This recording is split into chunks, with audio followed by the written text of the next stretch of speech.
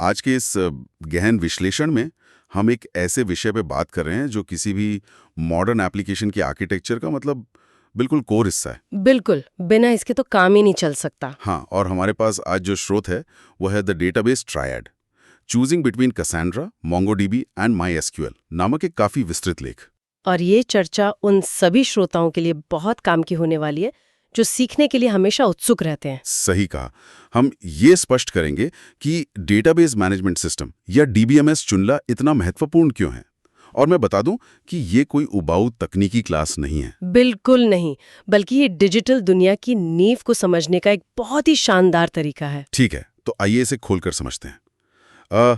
आज दुनिया पूरी तरह से डेटा से चल रही है, लेकिन इस डेटा को संभालने के लिए हमारे पास जो मुख्य विकल्प हैं, जैसे कि कैसेंड्रा, मोंगोडीबी और माईएसक्यूएल। हाँ, ये तीनों, ये एक दूसरे से बिल्कुल अलग हैं। अक्सर लोग बिना सोचे समझे किसी एक को डिफॉल्ट मान लेते हैं, लेकिन जब ट्रैफिक बढ़ता है तब असली खामियां सामने आती हैं। एकदम सही। अगर हम इसे बड़ी तस्वीर से जोड़कर देखें तो सिर्फ जानकारी का होना ही काफी नहीं है। सही डेटाबेस का चुनाव किसी भी एप्लीकेशन की सफलता या विफलता तय कर सकता है। बिल्कुल तय कर सकता है। अगर शुरुआत में गलत डेटाबेस चुन लिया गया तो बाद में उसे माइग्रेट करना किसी भयानक सपने से कम नहीं होता। हाँ, तो चलिए बुनियादी बातों से शुरू करते हैं। इन तीनों डेटाबेस की अपनी अलग अलग पहचान है। शुरुआत माईएसक्यूएल से करते हैं, जो कि एक भरोसेमंद दिग्गज है। ये एक पारंपरिक रिलेशनल डेटाबेस मैनेजमेंट सिस्टम है। दशकों से इंडस्ट्री का एक मजबूत स्तंभ रहा है। और इसका काम करने का तरीका बहुत ही स्ट्रक्चर्ड है।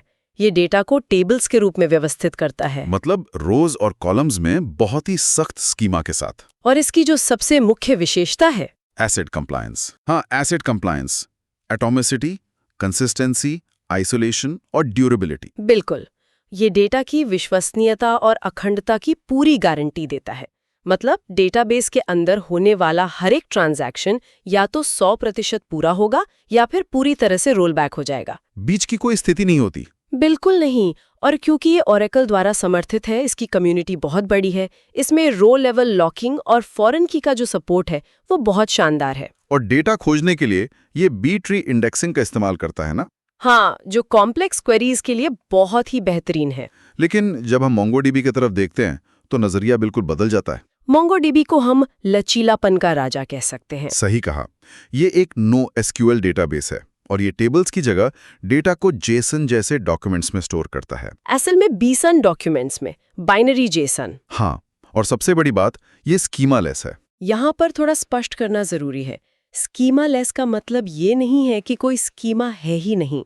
तो इसका असल मतलब क्या है? इसका मतलब है कि ये स्कीमा को डेटाबेस लेयर से हटाकर एप्लीकेशन लेयर पर डाल देता है। हमें एक डायनामिक स्कीमा मिलता है। मतलब एक ही कलेक्शन के अंदर अलग अलग डॉक्यूमेंट्स का स्ट्रक्चर अलग हो सकता है? बिल्कुल। अगर अचानक कोई नया फील्ड जोड़ना हो तो माईएसक्यूएल की तरह पूरे डेटाबेस को लॉक करने की जरूरत नहीं है। और इसके साथ ही इसमें ऑटोमेटिक शार्डिंग जैसी विशेषताएं हैं जो इसे बहुत बहुमुखी बना दी हैं।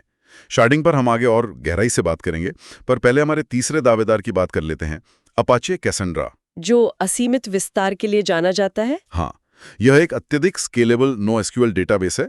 जहां डेटा की सच में सुनामी आ रही हो वहां कैसेंड्रा का आर्किटेक्चर काम आता है। और इसका महत्व इसके डिसेंट्रलाइज्ड आर्किटेक्चर में छिपा है। मतलब मास्टरलेस डिजाइन। एकदम सही। इसका मतलब है कि इसमें कोई सिंगल पॉइंट ऑफ फेलियर नहीं होता, सारे नोड्स समान होते हैं। तो ये उन एप्लीकेशंस के लिए है जो 1 सेकंड का भी डाउन टाइम बर्दाश्त नहीं कर सकते। बिल्कुल। अगर 100 नोड्स हैं और 5 क्रैश भी हो जाए तो भी सिस्टम चलता रहेगा। अब जब हमने तीनों के बुनियादी बातें समझ ली हैं तो इनकी विशेषताओं की तुलना करते हैं। डेटा मॉडल से शुरुआत करते हैं। हाँ, माईएसक्यूएल का टैब्यूलर स्ट्रक्चर है जो पहले से तय स्कीमा के लिए एकदम सही है। और मोंगोडीबी का डॉक्यूमेंट बेस्ड मॉडल है जो पदानुक्रमित या हायरार्किकल डेटा के लिए बहुत अच्छा है। लेकिन कैसेंड्रा का डेटा मॉडल इन दोनों से अलग है। Cassandra column family data model का उपयोग करता है। ये भारी मात्रा में डेटा और चौड़ी पंक्तियों या वाइड रोज को संभालने के लिए बेहतरीन है। यहाँ बात सच में बहुत दिलचस्प हो जाती है जब हम स्केलेबिलिटी की बात करते हैं। स्केलेबिलिटी ही तो असली परीक्षा है। बिल्कुल। हॉरिजॉन्टल बनाम वर्टिकल स्केलिंग का विचार यहाँ बहुत महत्वपूर्ण है। माईएसक्यूएल आमतौर पर वर्टिकल स्केल करता है। मतलब अगर लोड बढ़ रहा है तो उसी एक सर्वर की ताकत बढ़ानी पड़ती है, ज्यादा रैम या तेज प्रोसेसर लगाना पड़ता है। हालांकि मास्टर स्लेव रेप्लिकेशन के जरिए हम रीड ऑपरेशंस को बांट सकते हैं, लेकिन राइट ऑपरेशंस अभी भी मास्टर नोड पर ही जाते हैं। जो एक सीमा के बाद बॉटलनेक बन जाता है। और मोंगोडीबी? मोंगोडीबी ऑटोमेटिक शार्डिंग से हॉरिजॉन्टल स्केल करता है। ये बड़े डेटा सेट को छोटे हिस्सों में बांटकर अलग-अलग सर्वर्स पर रख देता है। लेकिन शार्ड की का चुनाव बहुत जरूरी है ना? बिल्कुल, गलत शार्ड की चुनी तो सारा ट्रैफिक एक ही सर्वर पर चला जाएगा। इसे हॉट शार्ड कहते हैं। और कैसेंड्रा तो पूरी तरह से बड़े स्तर के हॉरिजॉन्टल डिस्ट्रीब्यूटेड सिस्टम के लिए ही बना है। हाँ, कैसेंड्रा बिना किसी रुकावट के हॉरिजॉन्टल स्केल करता है। अब आते हैं एक बहुत ही महत्वपूर्ण डिबेट पर, कंसिस्टेंसी बनाम अवेलेबिलिटी, कैप थ्योरम के नजरिए से। यहाँ जो बात सबसे आकर्षक है वो ये है कि कैसेंड्रा हमेशा उपलब्धता या अवेलेबिलिटी को प्राथमिकता देता है, भले ही डेटा थोड़ा बाद में सिंक हो। हाँ, इसे इवेंचुअल कंसिस्टेंसी कहते हैं।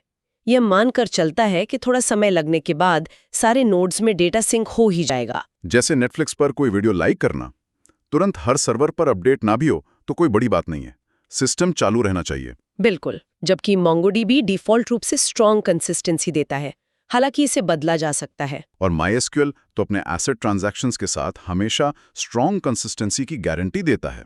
जैसे कि ई-कॉमर्स में इन्वेंट्री मैनेजमेंट, अगर एक ही आइटम बचा है तो डेटा बिल्कुल सटीक होना चाहिए, वरना दो लोग एक ही आइटम खरीद लेंगे, जो कि एक बड़ी समस्या बन जाएगी। चलिए अब असली दुनिया में इनके उपयोग के उदाहरण देखते हैं। श्रोताओं को ये जानकारी व्यावहारिक लगनी चाहिए। MySQL कहाँ इस्तेमाल होता है? जहां पैसों का लेन देन हो, जैसे ई-कॉमर्स प्लेटफॉर्म के बिलिंग सिस्टम्स, ERP सिस्टम्स और फाइनेंस एप्लीकेशंस। क्योंकि वहाँ डेटा का एकदम सटीक और स्ट्रक्चर्ड होना जरूरी है। एकदम सही। और मोंगोडीबी का इस्तेमाल होता है कंटेंट मैनेजमेंट सिस्टम्स में, उत्पाद कैटलॉग में और रियल टाइम एनालिटिक्स में। मतलब जहाँ डेटा का रूप बदलता रहता है, डायनामिक स्कीमा का फायदा मिलता है। हाँ, और कैसेंड्रा का सबसे अच्छा उपयोग वहाँ है जहाँ डेटा की बाढ़ आ रही हो, जैसे इंटरनेट ऑफ थिंग्स या IoT data. Social media analytics और real time big data analytics में भी। बिल्कुल, जहाँ लगातार लिखने और पढ़ने की बहुत तेज गति चाहिए। कैसेंड्रा का राइट पाथ बहुत ऑप्टिमाइज्ड होता है। वो मेम टेबल और कमिट लॉग वाला मैकेनिज्म। हाँ, मेमोरी में लिखते ही कमिट लॉग में रिकॉर्ड हो जाता है, बिना डिस्क सीक के, इसलिए स्पीड अविश्वसनीय होती है। अब स्रोतों से एक बहुत ही शानदार कॉन्सेप्ट सामने आता है, पॉलीग्लॉट परसिस्टेंस। क्या एक ही एप्लीकेशन में कई डेटाबेस का इस्तेमाल हो सकता है? बिल्कुल हो सकता है, और आज के माइक्रो सर्विसेज आर्किटेक्चर में यही होता है। अलग अलग कामों के लिए अलग अलग डेटाबेस की ताकतों का इस्तेमाल किया जाता है। एक ही बड़े ई-कॉमर्स प्लेटफॉर्म में बिलिंग के लिए MySQL, कैटलॉग के लिए MongoDB और रिकमेंडेशन के लिए कैसेंड्रा। हर टूल ठीक उसी काम के लिए इस्तेमाल हो रहा है जिसके लिए उसे बनाया गया है। तो इस सब का असल मतलब क्या है? स्रोतों में कुछ बहुत ही आम सवाल भी उठाए गए हैं जो तकनीकी शंकाओं को दूर करते हैं। जैसे कि SQL बनाम NoSQL की बहस। हाँ, संक्षेप में कहें तो NoSQL जैसे कैसेंड्रा और MongoDB लचीलापन और स्केलेबिलिटी देते हैं, जबकि SQL जैसे MySQL स्ट्रक्चर्ड मैनेजमेंट और ट्रांजैक्शनल सपोर्ट देता है। और बड़े डेटा सेट्स और तेज रीड राइट काम के लिए कैसेंड्रा सबसे उपयुक्त है। एक और सवाल अक्सर आता है लाइसेंसिंग को लेकर। तीनों ओपन सोर्स हैं, लेकिन MongoDB और कैसेंड्रा के पास कमर्शियल सपोर्ट विकल्प है, और MySQL Oracle के माध्यम से कमर्शियल लाइसेंस देता है। और आज के समय में क्लाउड समाधान भी बहुत लोकप्रिय है। जो लोग खुद सर्वर नहीं लगाना चाहते, उनके लिए बेहतरीन विकल्प मौजूद हैं। जैसे AWS Aurora MySQL के लिए, MongoDB के लिए MongoDB Atlas, और कैसेंड्रा के लिए DataStax Astra। ये सब मैनेज्ड सर्विसेज हैं। बिल्कुल। एक और भ्रम है जो इंडस्ट्री में फैला हुआ है कि NoSQL सिर्फ अनस्ट्रक्चर्ड डेटा के लिए है। हाँ, कई लोग ऐसा सोचते हैं। लेकिन ये सच नहीं है। MongoDB और कैसेंड्रा दोनों ही स्ट्रक्चर्ड डेटा संभाल सकते हैं। लेकिन MySQL इस काम के लिए सबसे ज्यादा कुशल है ना? एकदम सही। जब कॉम्प्लेक्स जॉइंस की बात आती है तो MySQL का इंजन जिस तेजी से काम करता है वो NoSQL में अचीव करना मुश्किल है। तो इस पूरी चर्चा को समेटते हुए हम ये कह सकते हैं कि कौन सा डेटाबेस बेहतर है, इसका कोई एक सीधा जवाब नहीं है। बिल्कुल नहीं। ये पूरी तरह से एप्लीकेशन की ज़रूरत, डेटा के प्रकार, कंसिस्टेंसी की मांग और स्केलेबिलिटी पर निर्भर करता है। हर डेटाबेस का अपना एक खास दायरा है। और सूचनाओं की इस दुनिया में ये समझना कि जानकारी कैसे स्टोर और प्रोसेस होती है, ये सिर्फ तकनीकी ज्ञान नहीं है। तो फिर क्या है? ये डिजिटल युग के बुनियादी ढांचे को समझने जैसा है। ये समझना कि हमारे हर क्लिक के पीछे क्या चल रहा है। बिल्कुल सही बात है। लेकिन इससे एक बहुत ही महत्वपूर्ण सवाल खड़ा होता है। कैसा सवाल? स्रोत में हमने पॉलीग्लॉट परसिस्टेंस का जिक्र किया, एक ही ऐप में कई डेटाबेस का इस्तेमाल। हाँ, जो सुनने में बहुत आइडियल लगता है। लेकिन जरा सोचिए, जब कोई सिस्टम एक ही समय में वित्तीय लेनदेन के लिए कठोर MySQL और बदलती कैटलॉग के लिए लचीले मोंगोडीबी का उपयोग कर रहा हो और अचानक सिस्टम में कोई बड़ा क्रैश हो जाए, ओह। कैटास्ट्रोफिक फेलियर, तो ऐसी स्थिति में इन दोनों बिल्कुल अलग प्रकृति वाले डेटाबेस के बीच डेटा को सिंक और सुरक्षित रखना कितना जटिल होता होगा। एक तरफ स्ट्रॉन्ग कंसिस्टेंसी और दूसरी तरफ इवेंचुअल कंसिस्टेंसी। बिलिंग कह रहा है ऑर्डर हो गया, कैटलॉग कह रहा है आइटम अभी कार्ट में है। बिल्कुल, ये एक ऐसी तकनीकी पहेली है जो यकीनन डेटा आर्किटेक्ट्स को रातों को जगाए रखती है। बिना डेटा लॉस के सब कुछ वापस पटरी पर लाना। ये सच में सोचने पर मजबूर कर देने वाला विचार है। इसी दिलचस्प और उलझी हुई तकनीकी पहेली के साथ हम आज के इस गहन विश्लेषण का समापन करते हैं। डिजिटल दुनिया के इन अदृश्य ढांचों पर भविष्य में और चर्चाओं के लिए उत्साह बनाए रखिए।